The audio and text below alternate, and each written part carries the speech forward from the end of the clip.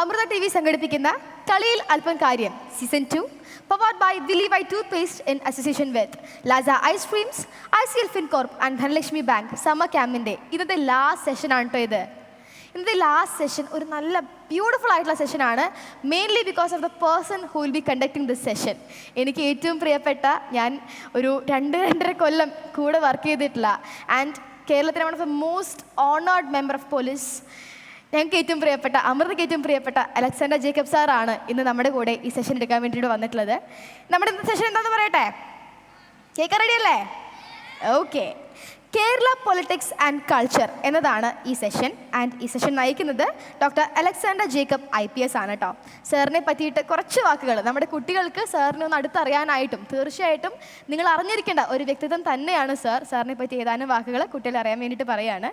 പത്തനംതിട്ട ജില്ലയിലെ തുമ്പമൺ സ്വദേശിയായ doctor Alexander Jacob IPS Kerala പോലീസിലെ ഡയറക്ടർ ജനറലായി ജയിൽ ഡിസ്ട്രിക്ട് സെഷൻ്റെ ചുമതല വഹിച്ചിട്ടുള്ള സമർത്ഥനായ ഒരു മുൻ പോലീസ് ഓഫീസറാണ്.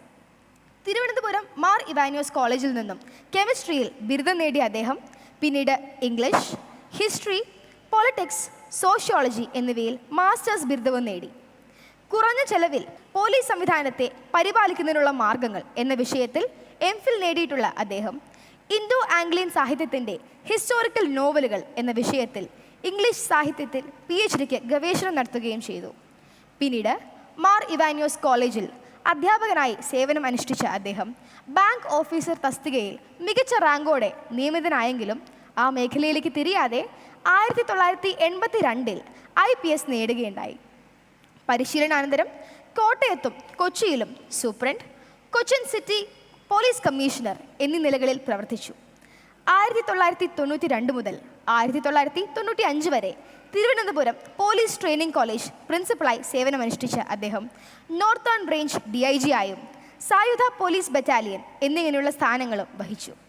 കേരള വനിതാ കമ്മീഷൻ ഡയറക്ടർ ആയിരിക്കെ 1999 ഗവൺമെൻറ് ഇൻസ്റ്റിറ്റ്യൂട്ട് ഓഫ് മാനേജ്മെൻറ്റ് സെക്രട്ടറിയായി ഡോക്ടർ അലക്സാണ്ടർ ജേക്കബ് സർ ചുമതലയേറ്റു. പിന്നീട് കേരള പോലീസ് അക്കാഡമിയുടെ joint director, inspector general of police, Kerala police academy director തുടങ്ങിയ സ്ഥാനങ്ങളും അദ്ദേഹം വഹിച്ചു. ഇപ്പോൾ സിവിൽ സർവീസ് പരീക്ഷയ്ക്ക് തയ്യാറെടുക്കുന്ന പൊതുവിദ്യാഭ്യാസത്തിലെ വിവിധ വിഭാഗങ്ങളിൽപ്പെട്ട വിദ്യാർത്ഥികളെ പരിശീലിപ്പിക്കുന്നതിൽ ഡോക്ടർ അലക്സാണ്ടർ ജേക്കബ് സാറിന് നിർണായകമായ പങ്കുണ്ട്. നമുക്ക് നിറഞ്ഞ കൈയടിയോട് കൂടിയിട്ട് എണീറ്റ് നിന്നുകൊണ്ട് തന്നെ സാറിനെ വേദിയിലേക്ക് സ്വാഗതം ചെയ്യാം. Let's welcome doctor Alexander Jacob sir IPS to the stage. ഒപ്പം തന്നെ സാറിനെ പൊന്നാട നൽകി ആദരിക്കാനായിട്ട് അമൃത TVയുടെ deputy creative head mister Ajayan K. Nair സാറിനെ വേദിയിലേക്ക് ക്ഷണിക്കുകയാണ്.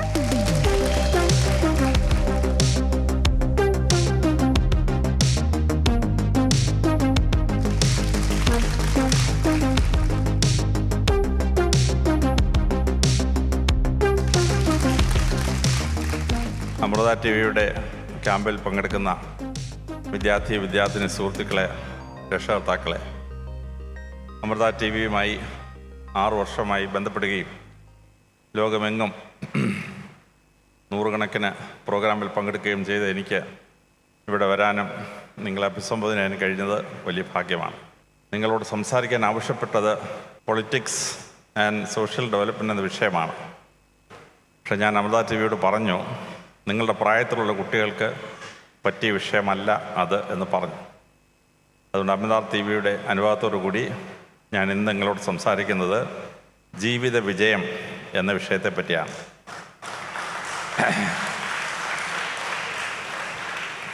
നിങ്ങൾക്കെല്ലാവർക്കും ജീവിതത്തിൽ വിജയിക്കണമെന്ന് ആഗ്രഹമുണ്ട്. അപ്പോൾ എന്താണ് ജീവിത വിജയം എന്ന് കൃത്യമായി മനസ്സിലാക്കണം. ചില ആളുകൾ വിചാരിക്കും ഇഷ്ടം പോലെ പണമുണ്ടായാൽ ജീവിത വിജയം ഉണ്ടാവും എന്ന്. പക്ഷേ ലോകത്തിൽ ഏറ്റവും കൂടുതൽ പണമുണ്ടായിരുന്ന ഒരാളായിരുന്നു ഒനാസിസ്. അദ്ദേഹം മരിച്ച അദ്ദേഹത്തിൻ്റെ ഒരു മകൾ ജാക്വലിൻ ഒനാസിസ് ജീവിച്ചിരുന്നു. അവർ വിവാഹം കഴിച്ചു, ഒരു കുട്ടിയുണ്ടായി. ജീവിതമാകെ പരാജയമായി. 37ാമത്തെ വയസ്സിൽ ആത്മഹത്യ ചെയ്തു. അപ്പോൾ പണമുണ്ടായാൽ ഒരു മനുഷ്യന് സന്തോഷവും വിജയം ഉണ്ടാവുമോ? ഇല്ല.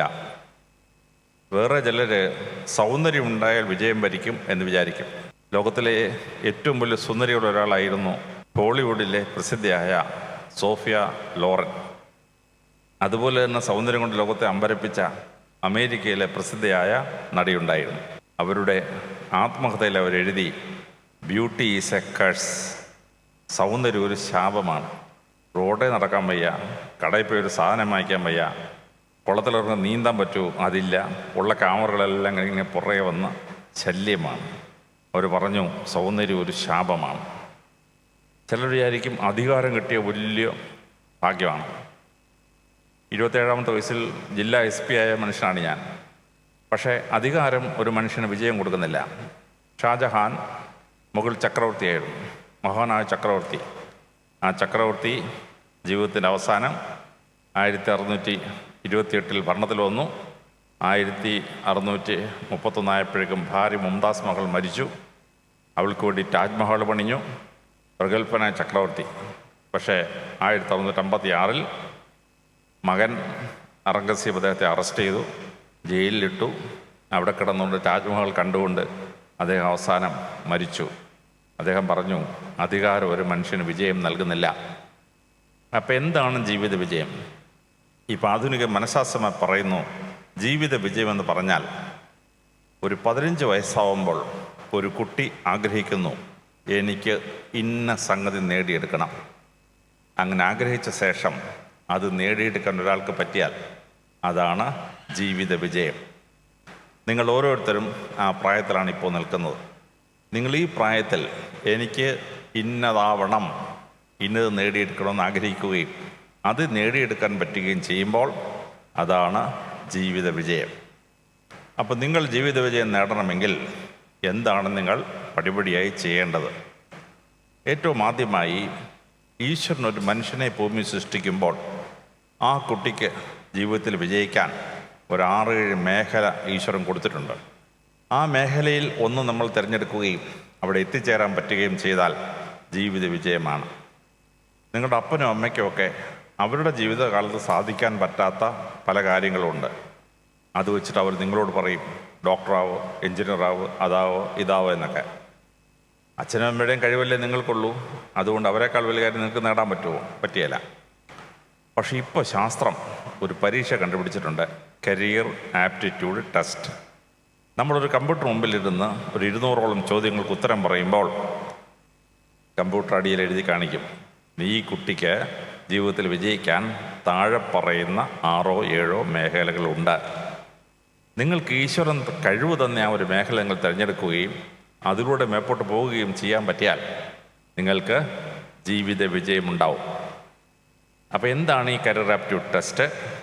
അത് കേരളത്തിൽ നടന്ന ഏജൻസീസ് ആരൊക്കെയാണ്, ഇന്ത്യയിൽ നടത്തുന്ന ഏജൻസീസ് ആരൊക്കെയാണ്, നിങ്ങളുടെ വീട്ടിൽ ഇരുന്നുകൊണ്ട് അതെങ്ങനെ ചെയ്യാം, ഇതെല്ലാം ഞാൻ അമൃത TVക്ക് അയച്ചു കൊടുത്തിട്ടുണ്ട്. നിങ്ങൾക്ക് വേണമെങ്കിൽ അവരുടെ സഹായം തേടാം. അല്ലെങ്കിൽ നിങ്ങളുടേതായ ലെവലിൽ നിങ്ങൾ പോയിട്ട് ഒരു കരിയർ ആപ്റ്റിറ്റ്യൂഡ് ടെസ്റ്റ് നടത്തി നിങ്ങളിൽ ഈശ്വരൻ കഴിവ് തന്ന 6-7 മേഖലയാണെന്ന് കണ്ടെത്തണം. എന്നിട്ട് ആ ഒരു മേഖല തിരഞ്ഞെടുത്ത് അതിലൂടെ മുമ്പോട്ട് പോയി അവിടെ എത്തിച്ചേരണം. ഇതാണ് സ്റ്റെപ്പ് 1, ആദ്യത്തെ സ്റ്റെപ്പ് എന്ന് പറയുന്നത്. രണ്ടാമത്തെ സ്റ്റെപ്പ് എന്ന് പറയുന്നത്, പണ്ട് പണമുള്ളവരുടെ മക്കൾക്ക് മാത്രമേ പഠിക്കാൻ പറ്റുള്ളൂ, പാവപ്പെട്ടവന് പഠിക്കാൻ പറ്റില്ല, ശൂദ്രന് പഠിക്കാൻ പറ്റിയല്ല, ഇങ്ങനെയൊക്കെ ആയിരുന്നു. പക്ഷേ ഇപ്പോൾ കാലം മാറി. 6ാം ക്ലാസ് മുതൽ 12ാം ക്ലാസ് വരെയുള്ള കുട്ടികൾക്ക് 65 സ്കോളർഷിപ്പുകളുണ്ട്. 12ാം ക്ലാസ് മുതൽ കഴിഞ്ഞാൽ സ്കോളർഷിപ്പ് വലിയ അളവിലാണ്. 6ാം ക്ലാസ് മുതൽ 12ാം ക്ലാസ് വരെയുള്ള സ്കോളർഷിപ്പുകളുടെ കംപ്ലീറ്റ് ലിസ്റ്റ് ഞാൻ അമൃതയ്ക്ക് അയച്ചു കൊടുത്തിട്ടുണ്ട്. നിങ്ങൾ പഠിക്കുന്ന ക്ലാസ്സിൽ ഏറ്റവും കൂടുതൽ സ്കോളർഷിപ്പ് ഉള്ളത് 10ാം ക്ലാസ്സിലും 12ാം ക്ലാസ്സിലാണ്. ആ സ്കോളർഷിപ്പ് ലിസ്റ്റ് എടുത്തിട്ട് നിങ്ങൾ ആ സ്കോളർഷിപ്പ് നേടിയെടുക്കണം. എന്നിട്ട് അപ്പൻ്റെ അമ്മയുടെ കയ്യിൽ നിന്ന് ഒരു പൈസ വാങ്ങിക്കാതെ നിങ്ങളുടെ പഠനം നിങ്ങളുടെ സ്കോളർഷിപ്പ് കൊണ്ട് നേടിയെടുക്കണം. +2 കൂടെ കഴിഞ്ഞാൽ റോയൽ കോളേജ് ഓഫ് ഇംഗ്ലണ്ടിൻ്റെ സ്കോളർഷിപ്പ് 20 കോടി രൂപ, ഹാർവാർഡിൻ്റെ സ്കോളർഷിപ്പ് 5 കോടി രൂപ, ഓക്സ്ഫോർഡിൻ്റെ കേംബ്രിഡ്ജിൻ്റെ സ്കോളർഷിപ്പ് 2.5 കോടി രൂപ, ലണ്ടൻ സ്കൂൾ ഓഫ് എക്കണോമിക്സ് 50 ലക്ഷം രൂപ. ഇങ്ങനെയാണ്. അപ്പം ഇങ്ങനെയുള്ള വിശാലമായ സ്കോളർഷിപ്പിൻ്റെ കംപ്ലീറ്റ് ലിസ്റ്റ് ഞാൻ അമൃതയ്ക്ക് അയച്ചു കൊടുത്തിട്ടുണ്ട്. ഞങ്ങളുടെ കാലത്ത് വീടിനടുത്തുള്ള സ്കൂളിൽ പോയി, വീടിനടുത്തുള്ള കോളേജിൽ പോയി ഞങ്ങൾ പഠിച്ചു. നിങ്ങളുടെ കാലത്ത് അങ്ങനെയല്ല. നിങ്ങൾക്ക് ലോകത്തിൽ എവിടെയും പോയി പഠിക്കാം, ഇന്ന് ലോകത്തിലെ 58 രാജ്യങ്ങളിലായി 700 യൂണിവേഴ്സിറ്റികളിൽ നിങ്ങൾക്ക് പഠിക്കാം. 6000-ഓളം കോഴ്സ് പഠിക്കാം. സ്കോളർഷിപ്പോടുകൂടി പഠിക്കാം. ഞാൻ അമൃത TV-ക്ക് 58 രാജ്യങ്ങളുടെ ലിസ്റ്റും 700 യൂണിവേഴ്സിറ്റിയുടെ ലിസ്റ്റും അയച്ചു കൊടുത്തിട്ടുണ്ട്. നിങ്ങൾക്ക് ആവശ്യമുണ്ടെങ്കിൽ അവിടെ നിന്ന് ലിസ്റ്റ് വാങ്ങിച്ചിട്ട് വിശ്വപൗരനായി ലോകം മുഴുവൻ പഠിക്കണം. സ്വന്തം ചിലവ് പഠിക്കണം, സ്വന്തം സ്കോളർഷിപ്പിൽ. അപ്പൻ്റെ അമ്മയുടെ 5 പൈസ ഇല്ലാതെ. ഇത് രണ്ടാമതായി നിങ്ങൾ നേടിയെടുക്കേണ്ട സ്റ്റെപ്പാണ്. മൂന്നാമതായി നിങ്ങൾ ശ്രദ്ധിക്കാനുള്ള കാര്യം നിങ്ങളുടെ കഴിവുകൾ വർദ്ധിപ്പിക്കുക എന്നുള്ളതാണ്. അതിലേറ്റവും ആദ്യം വർദ്ധിപ്പിക്കേണ്ട ഒരു കഴിവുണ്ട്, ഓർമ്മശക്തി വർദ്ധിപ്പിക്കുക. നിങ്ങളൊരു 12 ടെക്നിക്ക് ഉപയോഗിച്ചാൽ, നെപ്പോളിയൻ്റെ കബോഡി ടെക്നിക്കുണ്ട്, ടോയിൻബിയുടെ ലീനിയർ ടെക്നിക്കുണ്ട്, ഐസക് ന്യൂട്ടൻ്റെ സിൻടാക്സിംഗ് ഉണ്ട്. ഇങ്ങനെ 12ഓളം ടെക്നിക്ക് പ്രയോഗിച്ചാൽ നിങ്ങളുടെ ഓർമ്മശക്തി 12 ഇരട്ടി വരെ വർദ്ധിക്കും. 12 ഇരട്ടി വരെ.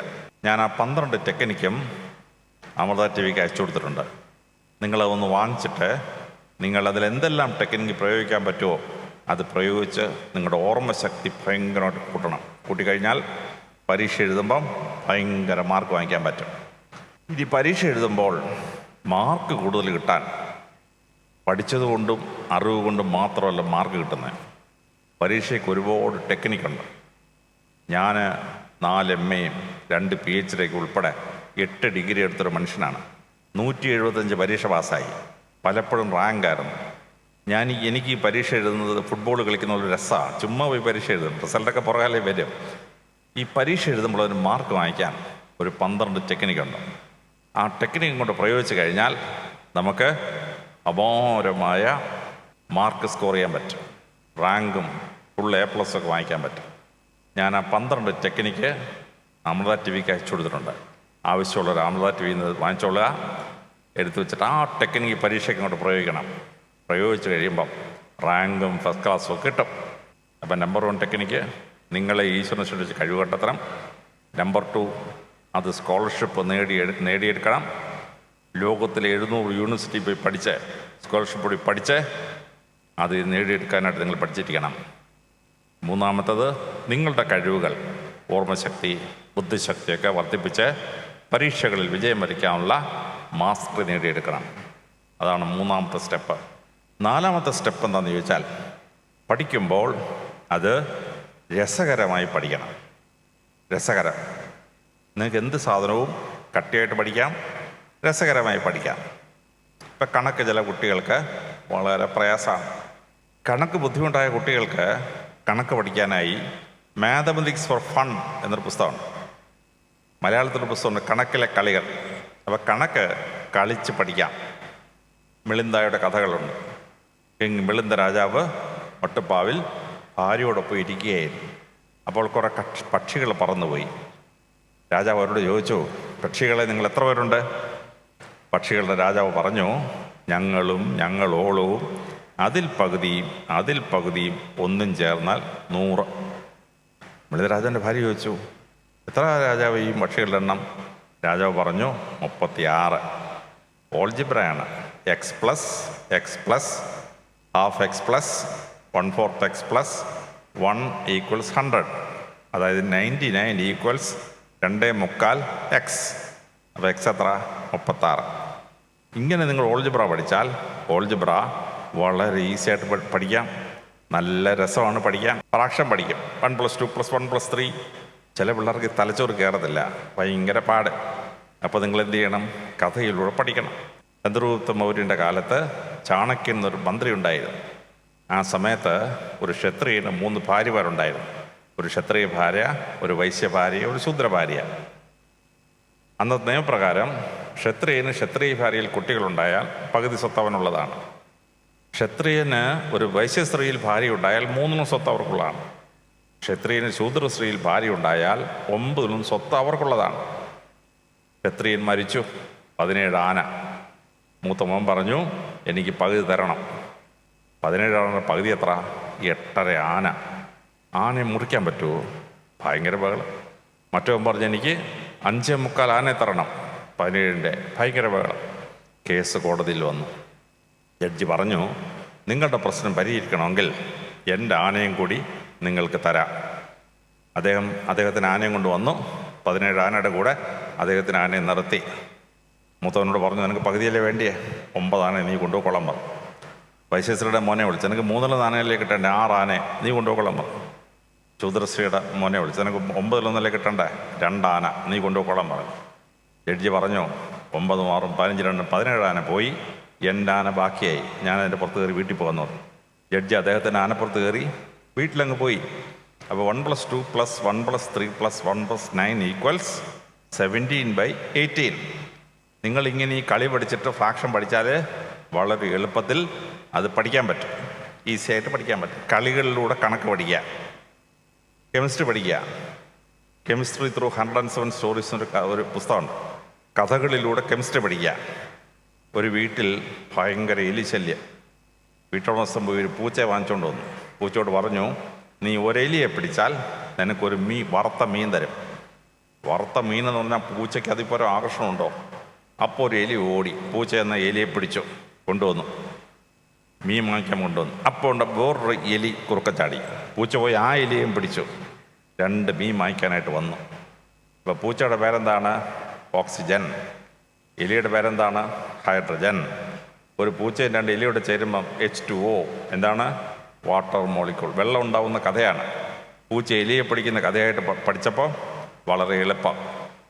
അപ്പോൾ മാത്തമാറ്റിക്സ് ഫോർ ഫൺ, കണക്കിലെ കളികൾ, ഫിസിക്സ് ഫോർ പ്ലഷർ, യാപ്പറൽമാൻ്റെ volume 1 and 2, chemistry through 107 stories, Russian history in tales. ഇങ്ങനെ കഥകളിലൂടെ കളികളിലൂടെ ഏത് വിഷയവും പഠിക്കാം. അപ്പോൾ അത് വളരെ സിമ്പിളായി മാറുകയാണ്, രസകരമായി മാറുകയാണ്. ഇനി ആ പഠിക്കുന്ന പ്രോസസ്സിൽ ഞങ്ങളൊക്കെ ക്ലാസ്സിൽ സാറന്മാർ പഠിപ്പിക്കുന്നത് മാത്രം കേട്ട് പഠിച്ചു. നിങ്ങളുടെ കാലത്ത് നിങ്ങൾ കമ്പ്യൂട്ടർ ഉപയോഗിച്ചാണ് പഠിക്കുന്നത്. ടീച്ചർ പഠിപ്പിക്കുന്ന കൂടാതെ കമ്പ്യൂട്ടർ. അപ്പോൾ കമ്പ്യൂട്ടർ പഠിക്കുന്നൊരു കുട്ടി ഒരു സാധനം ടീച്ചർ പഠിപ്പിച്ചു, ഒന്നും മനസ്സിലായില്ല. വീട്ടിൽ വന്ന് അപ്പനും അമ്മയും വിദ്യാഭ്യാസമുള്ളവരാണെങ്കിൽ അപ്പം അമ്മ ഇത് മനസ്സിലായില്ല എന്ന് പറഞ്ഞാൽ അപ്പനും മൂഡ് ഓഫ് ആണെങ്കിൽ ചെന്ന് പറഞ്ഞാൽ അപ്പന് ദേഷ്യം വരും. ആ സമയത്ത് നമ്മളെ സഹായിക്കുന്നത് കമ്പ്യൂട്ടറാണ്. കൺട്രി വൈഡ് ക്ലാസ് റൂം എന്നൊരു പ്രോഗ്രാമുണ്ട് ടെലിവിഷനിൽ. അത് UGC യൂണിവേഴ്സിറ്റി ഗ്രാൻസ് കമ്മീഷൻ്റെ പ്രസിദ്ധമായ പ്രോഗ്രാമാണ്. നിങ്ങൾക്ക് മനസ്സിലാവാത്ത വിഷയം കൺട്രി വൈഡ് ക്ലാസ് റൂമിൽ അടിച്ചു കൊടുക്കുക. E = MC². ഇന്ത്യയിലെ ഏറ്റവും മിടുക്കനായ ഒരു പ്രൊഫസർ അത് 1 മണിക്കൂർ ക്ലാസ് എടുക്കും, നിങ്ങൾക്ക് മനസ്സിലാവും. അല്ലെങ്കിൽ EMRC Hyderabad, electronic media research centre Hyderabad, അതിനങ്ങോട്ട് അടിച്ചു കൊടുക്കുക. അപ്പോൾ വേറൊരു പ്രൊഫസർ ക്ലാസ് എടുക്കും. പിന്നെ കേരളത്തിൻ്റെ Victers channel 1, Victers channel 2, Victers channel 1 Malayalam, Victers channel 2 English, അതിലടിച്ചു കൊടുക്കുക. അപ്പോൾ വിഷയം കിട്ടും. അപ്പോൾ നിങ്ങളുടെ ടീച്ചർ ആൾ പഠിപ്പിക്കാൻ മോശമാണെങ്കിൽ പോലും നിങ്ങൾക്ക് വീട്ടിൽ വന്ന് അപ്പനമ്മ ശല്യം ചെയ്യാതെ സുഖമായിട്ട് കയറി ആ വിഷയം വളരെ ഭംഗിയായിട്ട് അങ്ങോട്ട് മനസ്സിലാവും. ഇനി ഒരു വിഷയം പഠിപ്പിച്ചു, നിങ്ങൾക്ക് ശരിക്കും മനസ്സിലായില്ല, നിങ്ങൾ എന്ത് ചെയ്യണം? നിങ്ങൾ കമ്പ്യൂട്ടർ കയറി അത് ഭംഗിയായിട്ട് പഠിക്കാൻ വേണ്ടി ചില പരിപാടികളുണ്ട്. 1, പുസ്തകം വായിക്കുക. ഞാനൊക്കെ പുസ്തകം ഇരുന്ന് വായിച്ച് 16-20 മണിക്കൂറൊക്കെ വായിച്ചിട്ട് എൻ്റെ ഇടത്തെ കൺപോള 90% അടഞ്ഞിരിക്കുക, എൻ്റെ വലത്തെ കൺപോള 70%. ഞാൻ എൻ്റെ കണ്ണടിയുടെ ഇരുമ്പ് ഉപയോഗിച്ച് ഇങ്ങനെ പൊക്കിക്കൊണ്ട് നടക്കുക. എൻ്റെ കൺപോള അനങ്ങുകയില്ല. പുസ്തകം വായിക്കുന്ന ലെവലിരിക്കുകയാണ് ഈ കണ്ണ്. ഇടത്തോട്ടും വലത്തോട്ടും മേപ്പെട്ടിക്കപ്പെടുന്നും പോവുകയില്ല. സ്ത്രീകളെ നോക്കാൻ പറ്റുകയില്ല. നമ്മൾ നോക്കുന്നത് തുറിച്ചാണെന്ന് ആ സ്ത്രീക്ക് തോന്നിയാൽ പിന്നെ പറഞ്ഞിട്ട് വല്ല കാര്യമുണ്ട്? ഒരു രക്ഷയില്ല. നിങ്ങൾക്കിപ്പോൾ ഈ കണ്ണ് കളയേണ്ട ആവശ്യമില്ല. ഇപ്പോൾ ഓഡിയോ ബുക്ക് സീരീസ് എന്നൊരു സാധനമുണ്ട്. നിങ്ങൾ കമ്പ്യൂട്ടർ കയറി ഓഡിയോ ബുക്ക് അങ്ങോട്ട് അടിച്ചിട്ട് നിങ്ങൾക്ക് വായിക്കേണ്ട പുസ്തകത്തിൻ്റെ പേരങ്ങോട്ട് കൊടുക്കുക. അപ്പോൾ എന്ത് സംഭവിക്കും? ഓക്സ്ഫോർഡ് യൂണിവേഴ്സിറ്റിയിൽ head of the department of English Peter C ഇരുന്ന പുസ്തകം അങ്ങോട്ട് വായിച്ചു തരും. കണ്ണിന് കുഴപ്പമില്ല, കണ്ണടച്ച് ഇങ്ങനെ ഇരുന്നാൽ മതി, പുസ്തകം ഇങ്ങനെ വായിച്ചുകൊണ്ടിരിക്കും. ഞാൻ കൊല്ലത്തുനിന്ന് തൃശ്ശൂർ എത്തിയപ്പോഴത്തേന് 8 പുസ്തകം വായിച്ചു. എൻ്റെ കാറിനകത്ത് ഫിറ്റ് ചെയ്ത് വെച്ചിരിക്കുക. 8 പുസ്തകം വായിച്ചു തീർത്തു. ഇതാണ് അത്ഭുതകരമായ വായന, ഓഡിയോ ബുക്ക് സീരീസ്. ഇനി അങ്ങനെ ബുക്ക് വായിച്ചാൽ വേറൊരു ഗുണമുണ്ട്. ഇംഗ്ലീഷ് ഭാഷയിലെ ഓരോ വാക്കും എങ്ങനെ ഉച്ചരിക്കണം, എങ്ങനെ ഇംഗ്ലീഷ് സംസാരിക്കണം, വളരെ കൃത്യമായി നമുക്ക് മനസ്സിലാവും. ഞാൻ 7ാം ക്ലാസ്സിൽ പഠിക്കുമ്പോൾ എന്നെ ഒരു സാറ് വന്ന് പഠിപ്പിച്ചു. ഇംഗ്ലീഷ് ടീച്ചറാണ്.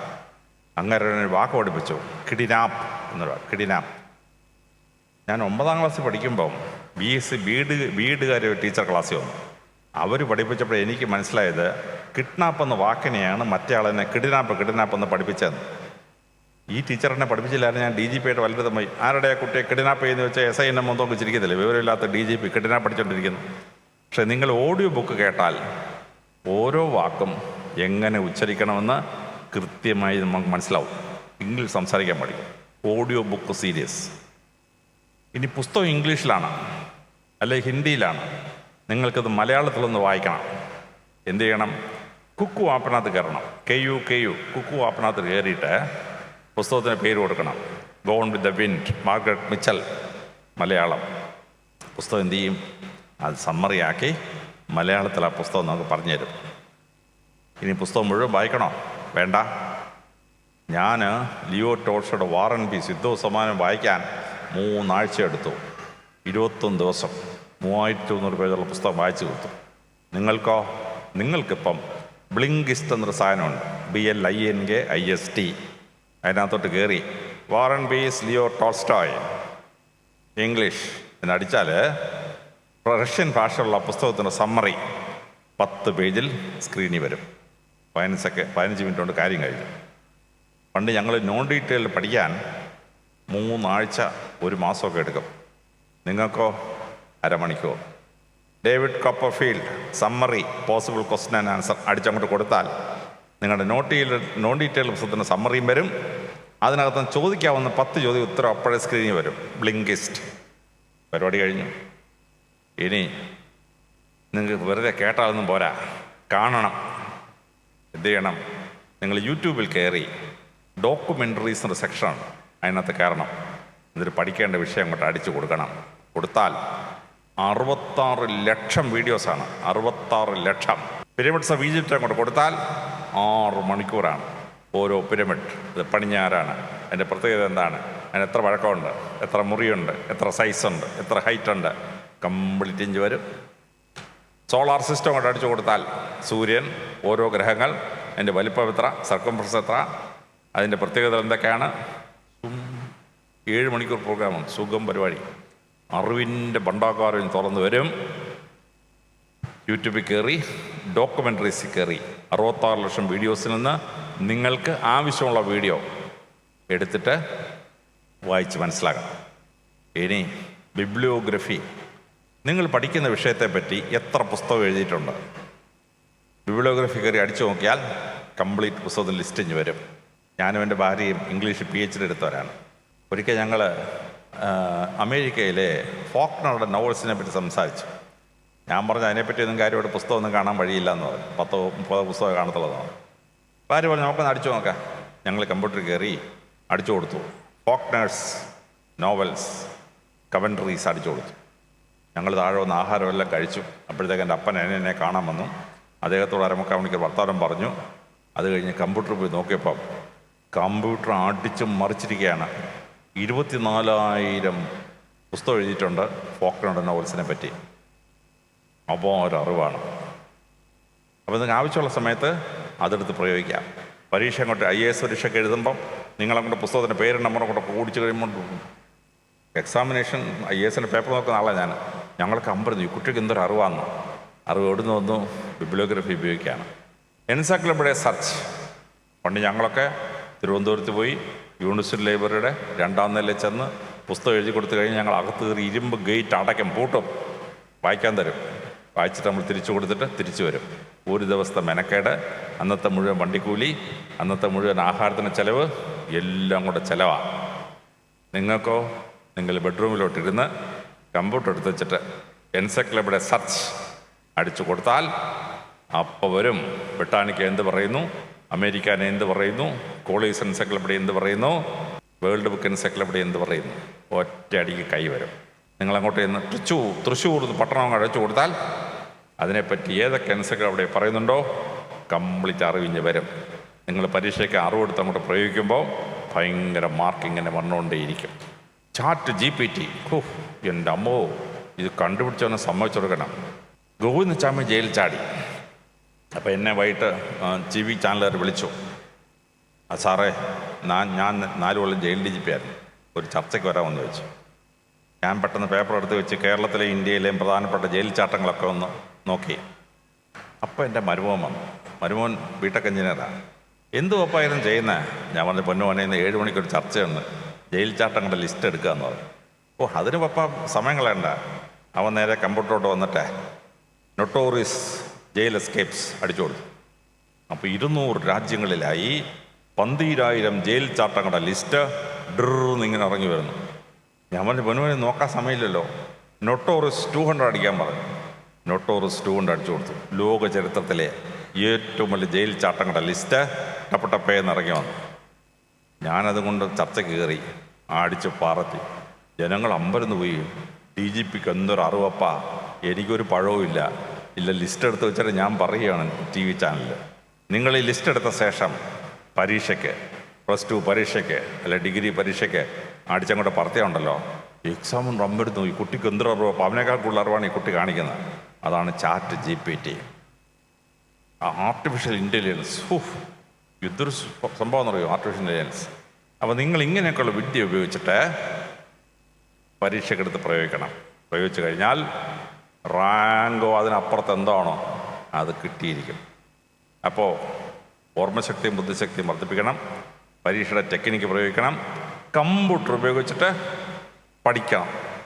ഇതാണ് നിങ്ങളുടെ ജീവിത വിജയത്തിന് നിങ്ങൾ ചെയ്യേണ്ട 4ാമത്തെ സ്റ്റെപ്പ് എന്ന് പറയുന്നത്. 5ാമത്തെ സ്റ്റെപ്പ് എന്താണെന്ന് ചോദിച്ചാൽ, വളരെ മിടുക്കിയ ഒരു കുട്ടിക്ക് ജീവിതത്തിൽ മത്സര പരീക്ഷയിലൂടെ നേടാൻ പറ്റിയ 148 പരീക്ഷകളുണ്ട്. ഞാൻ ആ 148 പരീക്ഷയുടെ ലിസ്റ്റ് അമൃത TVക്ക് അയച്ചു കൊടുത്തിട്ടുണ്ട്. നിങ്ങൾ ആവശ്യമുണ്ടെങ്കിൽ ആ ലിസ്റ്റ് പ്രിൻ്റ് ചെയ്തെടുത്തോളാം. എന്നിട്ട് ഈ 148 ലിസ്റ്റ് നിങ്ങളൊന്ന് എടുത്തിട്ട് ഇതിലേതൊക്കെ പരീക്ഷയാണ് ഞാൻ എഴുതേണ്ടത് എന്ന് നിങ്ങൾ തീരുമാനിച്ചിട്ട് അതിനു വേണ്ടിയുള്ള കരിക്കൾ നീക്കണം. നിങ്ങളൊരു 16-17 വയസ്സുള്ളപ്പോൾ ആ തീരുമാനം എടുത്താൽ നിങ്ങൾ ആ സ്ഥലത്ത് എത്തിയിരിക്കും, ഒരു സംശയം വേണ്ട. 12 വയസ്സുള്ളപ്പം ടെൻസിങ് നോർഗെ, വിദ്യാഭ്യാസം എന്നുള്ളൊരു ഷെർപ്പയാണ്, പല്ല് തേച്ചുകൊണ്ടിരിക്കുകയാണ്. അയാൾ വലിപ്പനോട് ചോദിച്ചു, വലിപ്പാ ഇല്ല കാണുന്ന മലയുടെ പേരെന്തുവാ? വലിയ പറഞ്ഞു, മോനെ അതാണ് ചോമോ ലുങ്മ, മേഘങ്ങൾക്ക് ഉമ്മ കൊടുക്കുന്നവൻ. പക്ഷെ അടുത്ത കാലത്തൊരു സായിപ്പ് ഒന്നതിനെ അളന്നു മോനെ, ഇപ്പം അവൻ്റെ പേരിൽ അറിയപ്പെടുന്ന മൗണ്ട് എവറസ്റ്റ്. പിന്നെ മുത്തശ്ശന്മാർ കൊച്ചുമക്കളോട് സംസാരിക്കുമ്പോൾ അറിവ് കൊടുക്കും. അതിൻ്റെ ഭാഗമാണ് മുത്തശ്ശൻ പറഞ്ഞു, മോനെ ഇതുവരെ ഓരോ മലയുടെ മുകളിൽ ആരും കയറിയിട്ടില്ല, ഇനി ആരും ലോകാവസാനം വരെ മലയുടെ മുകളിൽ കയറാനും പോകുന്നില്ല. കുട്ടി പല്ലുതേപ്പ് കഴിഞ്ഞിട്ട് ആ മലയുടെ മുകളിൽ നോക്കി പറഞ്ഞു, ചോമോ ലുങ്മ, 1 day I will be on your top. വലിയപ്പം മടിയെടുത്തു, എടാ നീ ആ മല കയറാൻ പോയി ചത്തുവെന്ന് പറഞ്ഞു. പക്ഷേ ടെൻസിങ് എന്ത് ചെയ്തു? പിന്നത്തെ 22 വർഷം ടെൻസിങ് ശ്രമിച്ചു എവറസ്റ്റ് കയറാൻ. 34ാമത്തെ വയസ്സിൽ 1953 നവംബർ 22-ന് എല്ലാവരോടൊപ്പം ടെൻസിങ് ആ മലയുടെ മുകളിൽ കയറി. നിങ്ങളുണ്ടല്ലോ ഈ പ്രായത്തിൽ ഒരു തീരുമാനം എടുക്കുന്നു, എനിക്ക് ഇന്ന സ്ഥാനത്ത് എത്തിച്ചേരണമെന്ന് പറഞ്ഞാൽ ഒരു ശക്തിക്കും ഈശ്വരനല്ല നിങ്ങളെ തടയാൻ പറ്റിയില്ല. നിങ്ങളവിടെ ചെന്നിരിക്കും. എൻ്റെ അനിയൻ്റെ മോന് 16-17 വയസ്സായി. ഞാൻ പറഞ്ഞു, മോനെ നീ എൻ്റെ പിൻഗാമിയാണ്. നമ്മുടെ അങ്കിളന്മാരും DGPമാരും ചീഫ് സെക്രട്ടറിമാരൊക്കെ ഒരുപാട്, ഞങ്ങളുടെ ബന്ധത്തിലൊരു 10ഓളം ചീഫ് സെക്രട്ടറിയും DGP ഒക്കെ ഉണ്ട്. പക്ഷേ എനിക്ക് എൻ്റെ വീട്ടിൽ ഒരു പിൻഗാമിയാണോടാ, നീ പരീക്ഷ തരണം. അവൻ പറഞ്ഞു, അപ്പച്ചൻ്റെ വീട്ടിൽ രാത്രി മുതൽ ഓടാനൊന്നും എന്നെ കൊണ്ട് വയ്യ, സ്വസ്ഥമായിട്ട് എനിക്ക് കിടന്ന് ഉറങ്ങണം. 2-3 പറഞ്ഞപ്പോൾ അവൻ പറഞ്ഞു എഴുതി കളയാമെന്ന് പറഞ്ഞു. 5 കൊല്ലം കഴിഞ്ഞ് 22 വയസ്സായപ്പം കഴിഞ്ഞ കൊല്ലം അവൻ IPS എടുത്തു. ഈ കൊല്ലം 21 വയസ്സേ ഉള്ളൂ, അവൻ IAS IFS എടുത്തു. എന്തുപറ്റി? ലക്ഷ്യമിടുന്നത് കറക്റ്റാണ്. നിങ്ങൾ ഈ ഹോളിൽ നിന്ന് ഇറങ്ങിയിട്ട് നിങ്ങൾ തീരുമാനിക്കുന്നു എനിക്ക് ഇന്ന പരീക്ഷ പാസ്സാവണം തീരുമാനിച്ചാണ്ടല്ലോ, നിങ്ങൾ ശ്രമിച്ചാൽ നേടാനൊക്കാത്ത ഒരു പരീക്ഷയെ ഭൂമിയിലില്ല. അപ്പോൾ നിങ്ങൾ ആ പരീക്ഷയുടെ ലിസ്റ്റ് അങ്ങോട്ട് എടുത്തിട്ട് വളരെ കൃത്യമായി ലക്ഷ്യമിട്ട് നിങ്ങളതിന് തയ്യാറെടുക്കണം. ഈ അംബിഷൻ സെറ്റിംഗാണ് നിങ്ങൾ ചെയ്യേണ്ട 5ാമത്തെ കാര്യം, നിങ്ങളൊരു 5 or 6 അംബിഷൻ ഇടുക. എന്നിട്ടത് നിങ്ങളുടെ അമ്മയോടും അപ്പനോടും പറയുക. പിന്നെ ഏറ്റവും ഇഷ്ടപ്പെട്ട ഒരു ടീച്ചറുണ്ട്, ആ ടീച്ചറിനോട് പോയി പറയണം. നിങ്ങൾ ജീവിതത്തിൽ ഉയരണമെന്ന് ആഗ്രഹിക്കുന്ന 3 പേരാണ്, അമ്മയും അപ്പനും ടീച്ചറും. അവർ പരസ്പരം ആലോചിക്കും, നിങ്ങൾ പറഞ്ഞ 6 ഏതാണ് നല്ലതെന്ന്. അവർ പറയും, മോനെ മോളെ, നീ പറഞ്ഞ ഈ 6 2 ഞങ്ങൾ ഷോർട്ട് സർക്യൂട്ട് ചെയ്ത് തരാം, അത് 2 ഏറ്റവും ബെസ്റ്റ്. ആ ഷോർട്ട് സർക്യൂട്ട് ചെയ്യുന്ന നിങ്ങൾ ശ്രമിച്ചാണ്ടല്ലോ, നിങ്ങളവിടെ ചെന്നിരിക്കും. അപ്പം നിങ്ങൾ അംബിഷൻ സെറ്റ് ചെയ്യണം, ആരായിത്തീരണം. 7ാമത് എന്ത് ചെയ്യണമെന്ന് അറിയാമോ? ജീവിതം പ്ലാൻ ചെയ്യണം. നിങ്ങൾ 15 വയസ്സായി, അപ്പോൾ ലോകത്തിലെ വലിയ വലിയ പരീക്ഷകൾ 32 വയസ്സ് വരെ എഴുതാൻ പറ്റുമോ? UN സിവിൽ സർവീസ് 32 വയസ്സ് വരെ പറ്റൂ, IAS പരീക്ഷ 32 വയസ്സ് വരെ പറ്റൂ, അഡ്മിനിസ്ട്രേറ്റീവ് സർവീസ് 32 വയസ്സ് വരെ പറ്റൂ. വലിയ വലിയ പരീക്ഷയ്ക്ക് 32 വയസ്സ് വരെ പറ്റുള്ളൂ. അപ്പോൾ ഇപ്പോൾ 15 വയസ്സായെങ്കിൽ നിങ്ങൾ തീരുമാനിക്കുന്നു, 2026 ഞാൻ SLC പാസ്സാവുന്നു, 2028 ഞാൻ +2 പാസ്സാവുന്നു, 2031 ഞാൻ ഡിഗ്രി എടുക്കും, MBBS എഞ്ചിനീയറിംഗ് ആണെങ്കിൽ 2032 എടുക്കും, 2034 ആവുമ്പോൾ ഞാൻ പോസ്റ്റ് ഗ്രാജുവേഷൻ എടുക്കും, 2037 ആവുമ്പോൾ MPhil എടുക്കും, 2041 ആവുമ്പോൾ PhD എടുക്കാം. കറക്റ്റ് ലിസ്റ്റ് നിങ്ങൾ തീരുമാനിക്കുന്നു. 23ാമത്തെ വയസ്സിൽ എനിക്ക് IAS എടുക്കണം. അപ്പോൾ നിങ്ങൾക്കറിയാം, നിങ്ങൾക്ക് 15 വയസ്സായി, 8 വർഷം കഴിയുമ്പോൾ 2034 IAS എടുക്കണം. അങ്ങനെ 32 വയസ്സ് വരെ എന്ത് ചെയ്യണമെന്ന് നിങ്ങൾ ചാർട്ട് ഉണ്ടാക്കണം. ആ ചാർട്ട് ഉണ്ടാക്കി ഏത് പരീക്ഷ ഏത് വർഷം എഴുതണം, കറക്റ്റ് ചാർട്ട് ഉണ്ടാക്കി പോകണം. ഇനി ആ ചാർട്ട് ഉണ്ടാക്കുന്നതിനോടൊപ്പം നിങ്ങൾ പ്രതിദിന ചാർട്ട് ഉണ്ടാക്കണം. മനുഷ്യന് 24 മണിക്കൂർ ദൈവം തന്നിട്ടുണ്ട്. മറ്റു പല കാര്യങ്ങളിൽ ദൈവം പക്ഷാഭേദം കാണിച്ചിട്ടുണ്ട്. ചിലർ കോടീശ്വരൻ്റെ മക്കളായിട്ട് ജനിപ്പിച്ചു, വേറെ ചിലരെ വലിയ രാജാക്കന്മാരുടെ മക്കളായിട്ട് ജനിപ്പിച്ചു, ചിലർക്ക് ഭയങ്കര സൗന്ദര്യം. പക്ഷെ ഒരു കാര്യത്തിൽ ദൈവം പക്ഷപാതം കാണിച്ചിട്ടില്ല, സമയം. ആൽബർട്ട് ഐൻസ്റ്റീന് 24 മണിക്കൂർ, അമേരിക്കൻ ബസ്സിന് 24 മണിക്കൂർ, നമുക്കും 24 മണിക്കൂർ. ഈ 24 മണിക്കൂറിനെ ദൈവം 3ആയി ഭാഗിച്ചിരിക്കുകയാണ്. അധ്വാനം 8 മണിക്കൂർ, ഉല്ലാസം 8 മണിക്കൂർ, ഉറക്കം 8 മണിക്കൂർ. പക്ഷേ നമ്മൾ ജീവിതത്തിൽ വിജയിക്കണമെങ്കിൽ നിങ്ങൾ ഈ ടൈം ടേബിൾ ഒന്ന് മാറ്റണം. 1, 8 മണിക്കൂർ ഉറക്കം 5 മണിക്കൂറാക്കി കുറയ്ക്കണം. രാത്രി ഒരു 11 മണിക്ക് കിടക്കണം, വെളുപ്പിന് 4 മണിക്ക് ഉണരണം. വെളുപ്പിന് 4 മണിക്ക് ഉണരുന്നതെന്ന് പറഞ്ഞാൽ നമ്മുടെ ഹിന്ദു പുരാണങ്ങളിൽ പറയുന്നു, ബ്രഹ്മമുഹൂർത്തേ ഉത്തിഷ്ഠേ, ബ്രഹ്മമുഹൂർത്തത്തിൽ ഉണരണം. ഇപ്പോൾ ശാസ്ത്രം അതിൻ്റെ അർത്ഥം കണ്ടെത്തിയിട്ടുണ്ട്. നമ്മുടെ തലച്ചോറിന് ഏറ്റവും ബുദ്ധി ഉണ്ടാവുന്നത് വെളുപ്പാങ്കാലത്ത് 4 മണി മുതൽ 6:30 മണി വരെയാണ്. ആ സമയത്ത് എഴുന്നേറ്റ് പഠിക്കുന്ന കുട്ടികൾക്കാണ് റാങ്കും ഫസ്റ്റ് ക്ലാസ്സും ഒക്കെ കിട്ടുന്നത്. അതുകൊണ്ട് 11 മണിക്ക് കിടക്കുക, 4 മണിക്ക് ഉണരുക. 5 മണിക്കൂർ ഉറക്കം എടുത്താൽ 3 മണിക്കൂർ അവിടെ ലാഭിച്ചു. ഉല്ലാസം 8 മണിക്കൂർ 3 മണിക്കൂറായി കുറയ്ക്കണം. IAS കിട്ടിയിട്ട് അടിച്ച് പൊളി മക്കളെ, നോ പ്രോബ്ലം. പക്ഷെ നമ്മൾ ലക്ഷ്യത്തിലെത്തുന്നത് വരെ ഉല്ലാസം 8 മണിക്കൂർ ഇന്ന് 3 മണിക്കൂറാക്കണം. അപ്പോൾ എന്ത് പറ്റും? ബാക്കി നമുക്ക് 16 മണിക്കൂർ കിട്ടി. രാവിലെ എഴുന്നേറ്റ് വേഷമൊക്കെ മാറി റെഡിയായി കോളേജിൽ പോയി തിരിച്ചു വന്ന് ഫുട്ബോളും കളിച്ച് ഇച്ചിരി ഉല്ലാസമൊക്കെ ചെയ്ത് തിരിച്ചെത്തുമ്പോൾ 8 മണിക്കൂർ പോയി യാത്രയും ക്ലാസ്സും ഒക്കെ ആയിട്ട് ബാക്കി 8 മണിക്കൂർ ഒന്ന് കിട്ടി. ഉറക്കം ലാഭിച്ച് കിട്ടിയ 3 മണിക്കൂറും ഉല്ലാസം ലാഭിച്ച് കിട്ടിയ 5 മണിക്കൂറും. ആ 8 മണിക്കൂർ നിങ്ങൾ എന്ത് ചെയ്യുന്നു എന്നുള്ളതാണ് നിങ്ങൾ എവിടം വരെ എത്തിച്ചേരും നിശ്ചയിക്കുന്ന ഘടകം. ആ പരിപാടി വെച്ചിട്ട് daily time table, life time table up to age of 32 കൃത്യമായിട്ട് പ്ലാൻ ചെയ്ത് ഏത് പരീക്ഷ ഏത് വർഷം എഴുതണം കൃത്യമായി ചാർട്ട് ചെയ്ത് മുമ്പോട്ട് പോകണം. എങ്കിൽ മാത്രമേ ജീവിതത്തിൽ വിജയം വരിക്കാൻ പറ്റുള്ളൂ. ആ ചാർട്ട് ഭംഗിയായിട്ട് കൊണ്ടുപോയാൽ നിങ്ങൾ ജീവിതത്തിൽ ലക്ഷ്യസ്ഥാനത്ത് എത്തിച്ചേരും. അതാണ് 7ാമതായി നിങ്ങൾ ചെയ്യേണ്ട കാര്യം. 8ാമതായി നിങ്ങൾ ശ്രദ്ധിക്കേണ്ടത് എന്തൊക്കെയാണ് ഈ വലിയ ലക്ഷ്യങ്ങളെന്നുള്ളതാണ്. അതിലൊരു മേഖല ഞാൻ പറഞ്ഞുതരാം, സിവിൽ സർവീസസ്. സിവിൽ സർവീസ് എന്ന് പറയുന്നത് 568 സർവീസുണ്ട്. അതിൽ 6 ഭാഗങ്ങളാണ്. ഒന്നാം ഭാഗം UN civil services. UN civil service. UN quarter service ഉണ്ട്, UN ലീഗൽ സർവീസ് ഉണ്ട്, UN എഞ്ചിനീയറിംഗ് സർവീസ് ഉണ്ട്, UN സിവിൽ ഡിസാസ്റ്റർ സർവീസ് ഉണ്ട്. ഇങ്ങനെ 16 സർവീസ്. ഏത് സർവീസിൽ കയറിയാലും നിങ്ങൾക്ക് ഒരു 5 ലക്ഷം രൂപയിൽ സ്റ്റാർട്ടിങ് ശമ്പളം കിട്ടും. നിങ്ങളൊരു 20 കൊല്ലം സർവീസ് ആകുമ്പോൾ 1 കോടി രൂപ ശമ്പളം കിട്ടും.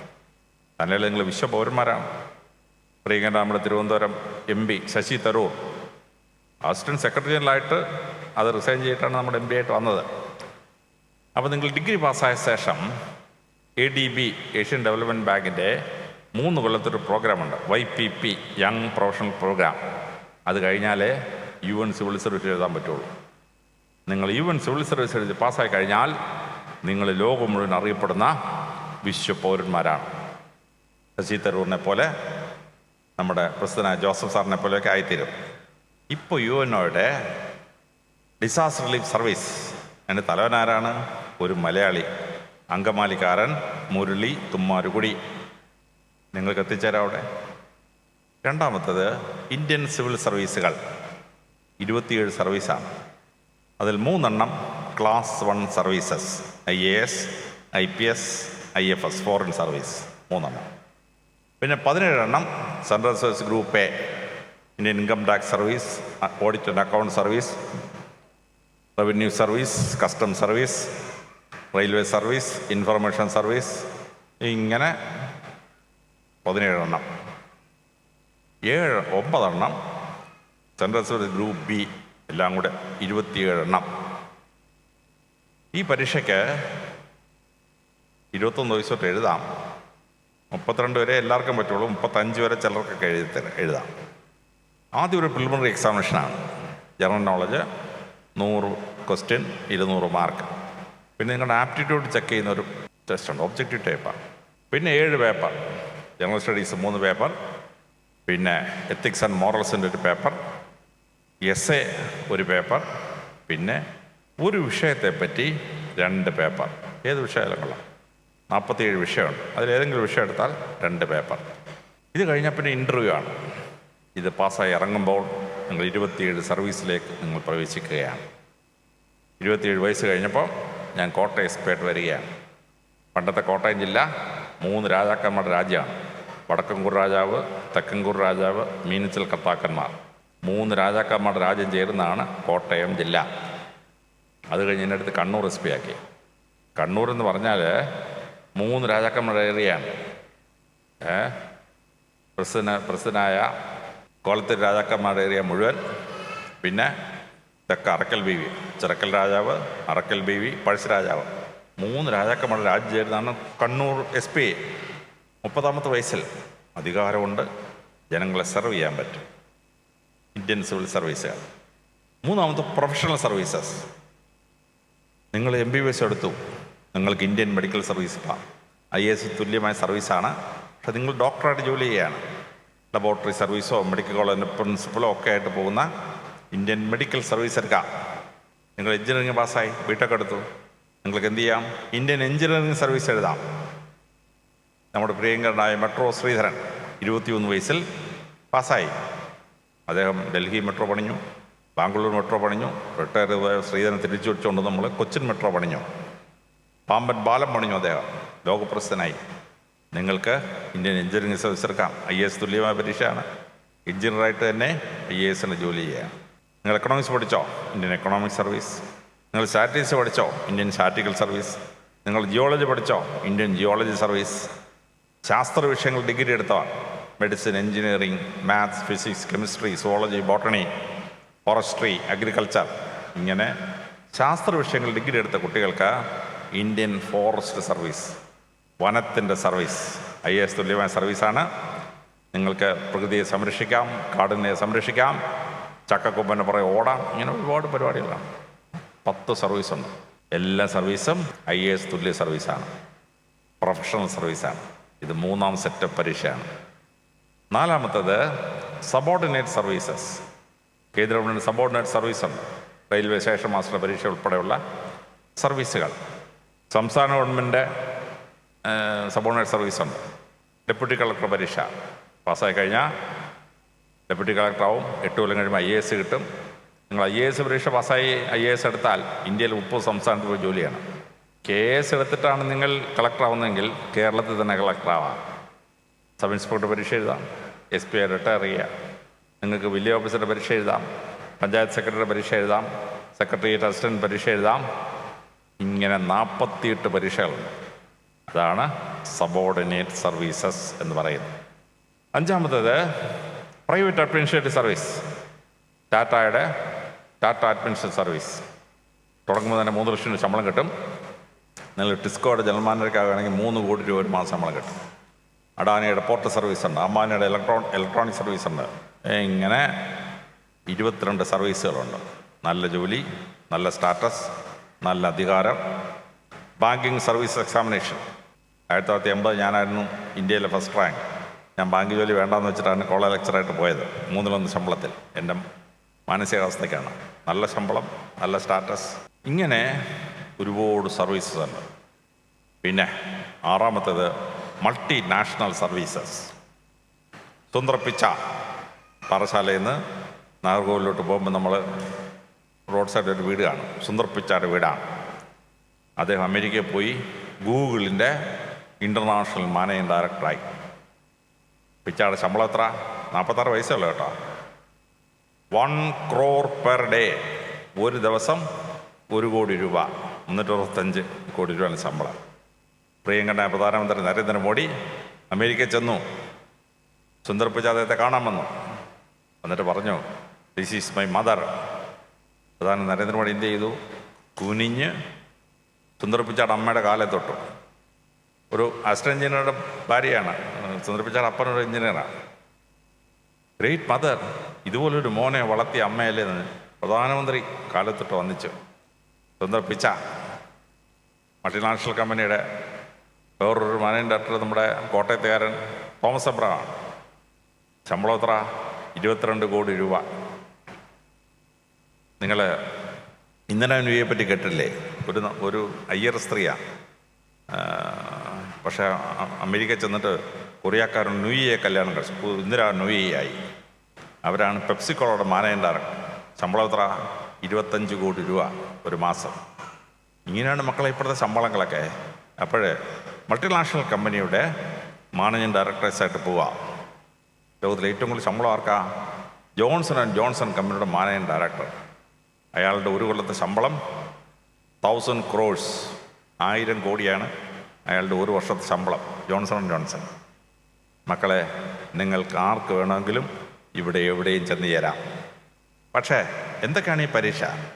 എന്താണ് ഇതിന് മിനിമം ക്വാളിഫിക്കേഷൻ? എങ്ങനെ എങ്ങോട്ട് പോകണം? അത് നമ്മൾ അറിഞ്ഞിരിക്കണം. നിങ്ങൾ ഇന്ത്യൻ എഞ്ചിനീയറിംഗ് സർവീസിന് പോവാണ്. ജനറൽ ഇംഗ്ലീഷ് 100 മാർക്ക്, ജനറൽ നോളജിന് 100 മാർക്ക്, എഞ്ചിനീയറിംഗിൻ്റെ വിഷയങ്ങളിൽ 200 മാർക്കിന് 4 പരീക്ഷ. അതുകൂടെ കൂടുമ്പോഴാണ് നിങ്ങൾ ഇന്ത്യൻ എഞ്ചിനീയറിംഗ് സർവീസ് പാസ്സാവുന്നത്. ഓരോ പരീക്ഷയുടെയും സിലബസ് എടുക്കണം. അപ്പോൾ ഞാൻ പ്രധാനപ്പെട്ട സർവീസുകളുടെയൊക്കെ മെഡിക്കൽ സർവീസ്, എഞ്ചിനീയറിംഗ് സർവീസ് തുടങ്ങിയ സർവീസുകളുടെ എല്ലാം സിലബസും ക്വസ്റ്റ്യൻ പേപ്പറൊക്കെ അമൃത TVക്ക് അയച്ചു കൊടുത്തിട്ടുണ്ട്. നിങ്ങളിനി ലോ എടുക്കാൻ പോവാണ്, നിയമം പഠിക്കാൻ പോവാണ്. നിയമം പഠിക്കാൻ പോയാൽ മജിസ്ട്രേറ്റ് പരീക്ഷയുണ്ട്, സെഷൻ ജഡ്ജിയുടെ പരീക്ഷയുണ്ട്. ലോകത്തിൽ ഈശ്വരൻ കഴിഞ്ഞാൽ പിന്നെ മൈ ലോഡ് ദൈവമേ എന്ന് വിളിക്കുന്ന ഒരു പോസ്റ്റേ ഉള്ളൂ, ജഡ്ജിയുടെ പോസ്റ്റ്. നിങ്ങൾക്കായിത്തീരാം ജഡ്ജിയുടെ പോസ്റ്റിൽ. ഇതിൻ്റെ എല്ലാം സിലബസ് ഞാൻ അമൃത TVക്ക് അയച്ചു കൊടുത്തിട്ടുണ്ട്. നിങ്ങൾക്ക് ഏതിൻ്റെ ആണോ വേണ്ടത് അത് അമൃത TVയോട് ആവശ്യപ്പെടുക, അവർ നിങ്ങൾക്ക് തരും. ഞാൻ 100ഓളം വീഡിയോസ് അമൃത TVക്ക് അയച്ചു കൊടുത്തിട്ടുണ്ട്. അങ്ങനെ നിങ്ങളിതൊന്ന് എടുത്ത് പരിശോധിച്ചിട്ട് ഗ്രൗണ്ട് വർക്ക് ചെയ്യണം. നിങ്ങളുടെ അമ്മയും അപ്പനും നിങ്ങളുടെ കൂടെ നിൽക്കും, അമൃത TV നിങ്ങളുടെ കൂടെ നിൽക്കും. നിങ്ങളിതെടുത്തിട്ട് ഈ 568 സർവീസസ് ഏതെങ്കിലും ഒന്ന് കയ്യിലെടുത്തിരിക്കണം. ഈ ക്യാമ്പിൽ പങ്കെടുത്ത ഒരു കുട്ടിക്കും ഒരു സർവീസെങ്കിലും കിട്ടാതിരിക്കരുത്, അടിച്ചെടുത്തിരിക്കണം. ഇത് വളരെ ശ്രദ്ധേയമായി ചെയ്യാനുള്ള ഒരു കാര്യമാണ്. നിങ്ങൾ എത്ര കോടീശ്വരനായാലും, നിങ്ങൾ ലോകത്തിൽ ഏത് കസേരയിരുന്നാലും, നിങ്ങൾ ജീവിതത്തിൽ വിജയിക്കണമെങ്കിൽ ഒരു കാര്യം നിങ്ങൾ ശ്രദ്ധിച്ചോണം. നിങ്ങൾ നല്ലൊരു മനുഷ്യനായിരിക്കണം. നിങ്ങൾ വലിയ കസേര ഇരുന്നിട്ട് ഇറങ്ങുമ്പോൾ ജനം പറയരുത് പട്ടി, പന്നൻ, അവൻ ദുഷ്ടൻ പറയരുത്. നമ്മൾ ഈ ഭൂമിയിൽ ഈശ്വരൻ ജന്മം തന്നിരിക്കുന്നത് നമുക്ക് എന്തെങ്കിലും ഒരു കാര്യം നേടിയെടുക്കാൻ വേണ്ടിയാണ്. അപ്പോൾ ആ കാര്യം നേടിയെടുക്കുമ്പോൾ നമ്മൾ ജനിച്ചു വളർന്ന വീടിൻ്റെ സാഹചര്യം വെച്ചിട്ട് ചില ലക്ഷ്യം നമുക്കുണ്ടാവാം. ഒരു പാവപ്പെട്ട വീട്ടിൽ ജനിച്ചൊരു കുട്ടിയാണ്, ആ വീട്ടിലെ ദാരിദ്ര്യം മാറ്റണം, നല്ല ലക്ഷ്യമാണ്. അപ്പനമ്മ വിദ്യാഭ്യാസമില്ല, ആ കുട്ടിക്ക് തോന്നുന്നു എനിക്കൊരു നല്ല ഡിഗ്രി എടുത്തിരിക്കണം.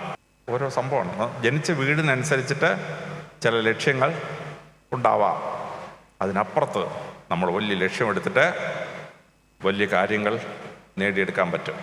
പക്ഷേ നിങ്ങൾ ഏത് കസരി ഇരുന്നാലും നിങ്ങളുടെ ജീവിതം അവസാനിക്കുമ്പോൾ നിങ്ങളെപ്പറ്റി മനുഷ്യർ പറയണം, ഇദ്ദേഹം നല്ലൊരു മനുഷ്യനായിരുന്നു, കാര്യമായ ഒരു തെറ്റും ആ മനുഷ്യൻ ചെയ്തിട്ടില്ല, അവൻ കൈക്കൂലിക്കാരനല്ലായിരുന്നു, അവൻ പെണ്ണുപിടിയനല്ലായിരുന്നു, അവൻ സമൂഹത്തിന് നന്മകൾ ചെയ്ത ഒരാളാണ് എന്ന് തോന്നണം. തൃശ്ശൂരിലൊരു കളക്ടർ ഒന്ന് ജോയിൻ ചെയ്തു, പ്രൊമോട്ട് ചെയ്യാം. ഞാനന്ന് തൃശ്ശൂർ DIG ആണ്. എന്നോട് അദ്ദേഹം ചോദിച്ചു, സാറേ എൻ്റെ മുൻഗാമികൾ പരാജയപ്പെട്ട എന്തെങ്കിലും ഈ സ്ഥലത്തുണ്ടോ? ഞാൻ പറഞ്ഞു, ഒരു കാര്യമുണ്ട്, ഇവിടെ റെയിൽവേ കോളനി പണിയാൻ നോക്കി 25 കൊല്ലമായിട്ട് ഒരു കളക്ടറും വിജയിക്കാൻ പറ്റിയിട്ടില്ല, 5-8 കേസുണ്ടെന്ന് പറഞ്ഞു. പുള്ളി അതെങ്കിലും ലക്ഷ്യമായിട്ട് എടുത്തു. പുള്ളി എന്ത് ചെയ്തു, ആ സ്ഥലത്ത് ചെയ്യുന്ന കേസുകൾ ഓരോന്നായിട്ട് പരിഹരിച്ചു. ആ 2.5 ഏക്കർ സ്ഥലം പ്രൊട്ടക്റ്റ് ചെയ്തു. ഡൽഹിയിൽ പോയി റെയിൽവേ ബോർഡിൽ നിന്ന് പൈസ കൊണ്ടുവന്നു, ഒരു കോളനി ഉണ്ടാക്കി. അദ്ദേഹം 2-3 വർഷം കൊണ്ട് ആ കോളനി പൂർത്തിയാക്കി കഴിഞ്ഞപ്പോൾ റെയിൽവേ എന്തേന്നറിയാമോ? റെയിൽവേ ആ കോളനിക്ക് പേരിട്ടു കുറുപ്സ് കോളനി. ആ കളക്ടറുടെ പേരിൻ്റെ അറ്റത്ത് കുറുപ്പെന്നുണ്ടായിരുന്നു. കേന്ദ്ര ഗവൺമെൻറ്റിനെ വിചാരിച്ച് ഇതാണ് അദ്ദേഹത്തിൻ്റെ പേരെന്ന്. അത് ജാതിപ്പേരാന്ന് അവർക്ക് മനസ്സിലായില്ല. അവിടുത്തെ താമസിക്കുന്ന 260 പേരും എഴുതി കൊടുത്തു, ഈ കോളനിക്ക് ഈ കളക്ടറുടെ പേരിടണം. അങ്ങനെ ആ കോളനിയുടെ പേര് നിങ്ങൾ തൃശ്ശൂർ റെയിൽവേ കോളനി ഇപ്പോൾ നോക്കിയാൽ കുറുപ്സ് കോളനി. ഒരു കളക്ടർ 3 വർഷം കൊണ്ട് നേടിയെടുത്താണ്. നിങ്ങൾ ഓരോരുത്തർ ഓരോ സ്ഥലത്ത് ജോലി ചെയ്ത് തിരിച്ചു വരുമ്പോൾ ഉണ്ടല്ലോ, അവിടുത്തെ പല സ്ഥാപനങ്ങളും നിങ്ങളുടെ പേരിൽ അറിയപ്പെടും. ലോകം നിങ്ങളെപ്പറ്റി അറിയും, നിങ്ങൾ ഈ ലോകത്ത് ഇനി തന്നെ കാര്യം ചെയ്തിട്ടുള്ളതാണ്. അപ്പോൾ അത് നിങ്ങളെപ്പറ്റി അറിഞ്ഞിരിക്കണം. നിങ്ങളുടെ എൻ്റെയൊക്കെ ആരാധനാ പാത്രമാണ് പണ്ഡിറ്റ് ജവഹർലാൽ നെഹ്റു. അദ്ദേഹം ഭയങ്കര പ്രാസംഗികനായിരുന്നു. ഇന്ത്യ ഉണ്ടായപ്പോൾ ഒരു ദരിദ്ര രാഷ്ട്രം, പട്ടിണി രാഷ്ട്രം, 17 വർഷം കൊണ്ട് ഇന്ത്യ എന്ന രാഷ്ട്രത്തെ കെട്ടിപ്പടുത്ത മഹാനായ മനുഷ്യനാണ് നെഹ്റു.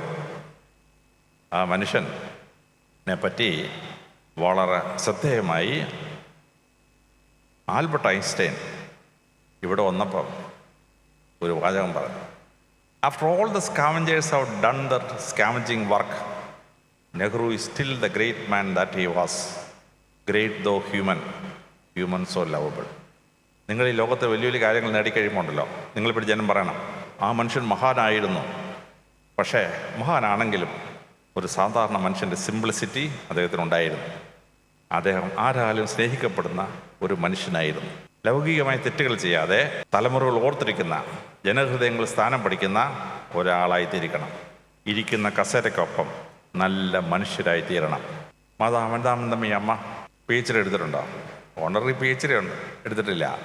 പാവപ്പെട്ട ഒരു വീട്ടിൽ ജനിച്ചു വളർന്നു.